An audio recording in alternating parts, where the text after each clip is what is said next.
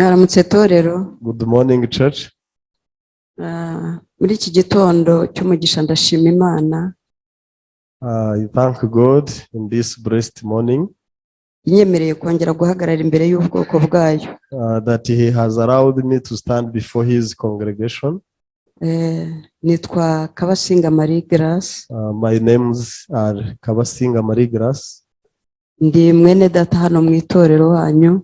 I am one of the church sister of this church. Navutse ubwa kabiri, nabaye icyaremwe gishya muri Kristo Yesu. I'm born again. I'm a new creature in Jesus Christ. Rero iyo tumaze kuvuka ubwa kabiri, tuba ibikoresho by'Imana, tugakora iby'Imana ituyoboyemo. And after we are born again, we become the tools of God and we do whatever God wishes. Nuko nanjye nitabira imirimo y'itorero, nkakurikira amabwiriza, nkakurikira impanuro, nkakurikira iby'ijambo ry'Imana rituyoboramo byose.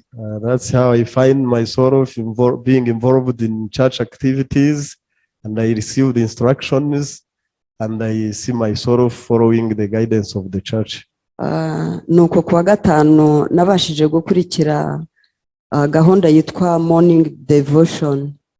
That's how I was even be able to attend the morning Friday devotion.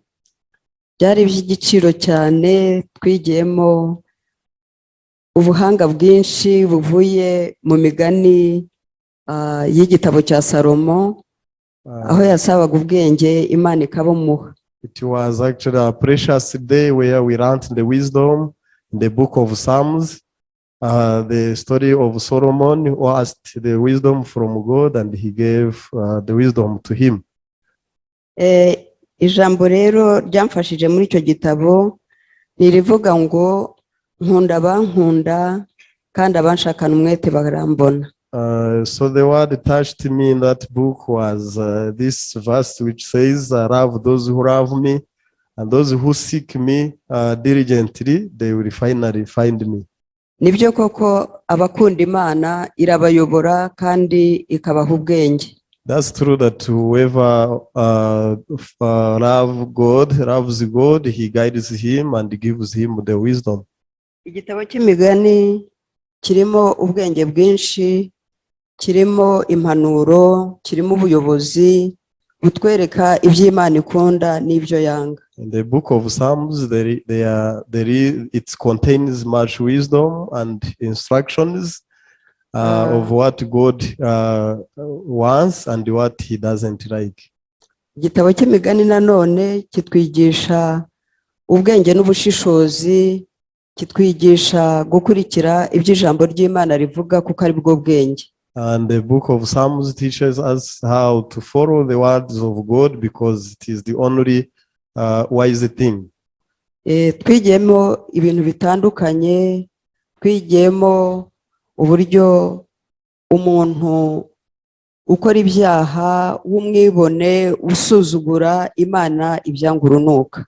We learned that God hates the arrogant people.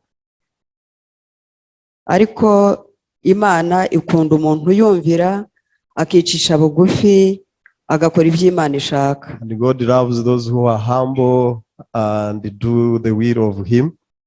Rero mu by'ukuri igitabo cy'ubwenge muzagisome namwe, muzasangamo ubwenge bwinshi, muzasangamo impanuro, muzasangamo imyitwarire y'umukiranutsi, ndetse mubone nuko hari ibyangwa n'amaso y'Imana tutagomba gukora. So I can encourage you to read the book. You shall find the wisdom and what God hates. Ikindi rero nahamya nuko gushishikarizwa gutanga ubuhamya, gushishikarizwa kwigisha bene data ijambo ry'Imana, kuvuga ubutumwa bwiza ahantu hose ari ingenzi kuri buri wese muri twe. The other thing I can mention is about giving testimony and the way we are always told to preach the gospel wherever. This is a very important things. Nabonye aho uri hose iyo ucishije umutima bugufi ufite inyota yo kwigisha ijambo ry'Imana, Imana ariyo yikorera imirimo. So I have realized that wherever you are, if you live humbly and you just step forward preaching, God himself does everything. Ndatanga urugero rumwe rufatika, nigeze kujya mu birori rumwe runaka nshaka serivisi. I will give you a tangible example of how I visited one office looking for a service. Nuko ndagenda nsanga hari n'abandi benshi bahantanze bashaka serivisi nk'iyo nashakaga. So and I found some people came earlier than I with the same purpose.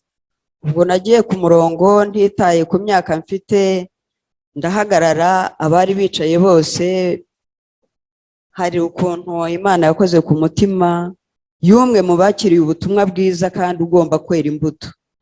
So I was on a queue regardless my age. And finally, God used a born again Christian who is to bear the fruits, of course. Nuko uwo muntu mbona arampagurukiye rwose, nari maze kuruha numva naniwe koko. Ampagurukiye numva binkoze ku mutima, ndavuga nti uyu muntu we ni muntu cyarusha icy'abandi. So one of the many people stood up and they gave me the space to sit. And this touched my heart. I kept on thinking, what is the difference of this and the rest of others? Nanjye rero nakomeje kumukurikiza amaso, ndavuga nturiya muntu ntabwo twatandukanye tutagize icyo tuganira. So I kept staring on him and I said I will never separate from this person without having a fellowship.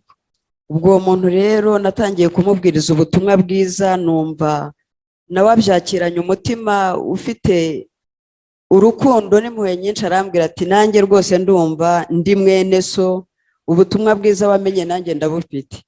So I started to preach the gospel to him and he was very happy and he said we have the same belief, the gospel you received, the same I received. Ubwo rero yambwiye ahateranira, ambwira ko ari mwene data umwe mu bantu bateranira ku ruhande mu ngo. Mugira inama yo kumubwira nti ibyiza nuko washaka itorero ubarizwamo, kuko uhuye n'ubuyobozi bw'itorero byaruta kuba wenyine ku ruhande kandi ukabona nuko ukura mu gakiza. So he introduced to me the gathering of theirs, but I found it is those who gather in houses, and I advised him to be connected with the church. That's where I can be more happy. Ni kubw'ubwo rero nshaka kuba presenta mwene data umwe batugendereye mu itorero. That's why nabwirije ubwo butumwa bwiza kugira ngo abasuhuze. I will even take this opportunity to introduce him to you, and I want him to greet the church. Kandi guhera icyo gihe rwose kuko nabonye yumviye impanuro z'Imana yanyujijemo, ubu yatendinga serire ya Kacyiru. From then on, he obeyed me and he always attends the cell meeting of Kacyiru.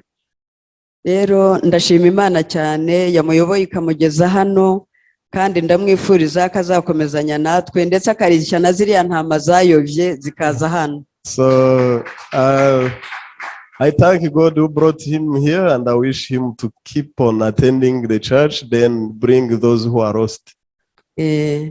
Rero iyo dutanga ubutumwa bwiza, Imana niyo yikorera imirimo, niyo itunganya imitima yabo yatuyoboyeho, ntabwo ari imbaraga zacu, ntabwo tuba tukirebaho, ahubwo duhanga amaso kuri Yesu. When we preach the gospel, it is not out of our ability, our power, but God himself works through us, and what we need is to look unto Jesus always. Ndashimira rero ubuyobozi bw'itorero, ndashimira Imana yanyoboye mu itorero rizima rifite ijambo ry'ukuri, ndashimira na bene data kugira ngo dukomeze dufatanye umurimo w'igiciro yo kwagura ubutumwa bwiza. I thank the church leadership and the God himself who led me in the true church, and the brethren as well. I hope we work together, expanding the kingdom of God. Imana iduhane umugisha. Thank you very much.